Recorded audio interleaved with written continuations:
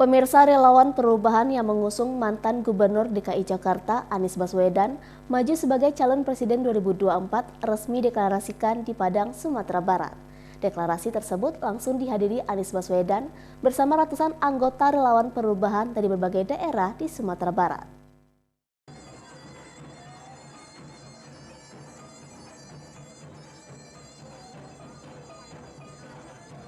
Deklarasi relawan perubahan tersebut berlangsung di Askia Convention Center, Kecamatan Kuranji, Kota Padang. Acara tersebut dihadiri sekitar 1.000 sukarelawan dengan mengenakan kaos putih bergambar kepala Anies dan tagar relawan perubahan. Koordinator Nasional Relawan Perubahan Kamaludin Enu mengatakan perubahan adalah keniscayaan di mana Indonesia hari ini butuh perubahan. Menurutnya relawan perubahan hadir karena keresahan generasi muda serta kebutuhan pemimpin masa depan untuk perubahan.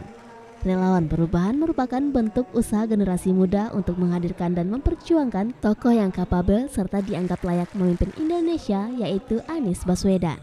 Ia menyebutkan momentum kontestasi elektoral pemilihan presiden 2024 adalah salah satu saat yang tepat memunculkan presiden Indonesia yang mempunyai visi perubahan. Relawan Perubahan Sumatera Barat melakukan deklarasi Anies Baswedan sebagai calon presiden 2024. Relawan Perubahan adalah gerakan nurani dan akal sehat seluruh anak bangsa yang menginginkan perubahan yang lebih baik untuk Indonesia. Adapun selama 2 hari di Sumbar, Anies mengunjungi INS Kayu Tanam di Padang Pariaman, Kota Padang Panjang, hingga Jalan Sehat dan temu relawan di Kota Padang. Sebenarnya kumpulan teman-teman yang ingin menciptakan sebuah perubahan, gitu ya. Karena kita tahu bahwa Pak Anies ini adalah ikon dari sebuah perubahan. Makanya kita ini berkumpul semua di Sumbar ini, dan Sumbar ini kita pilih adalah deklarasi pertama kita di relawan perubahan.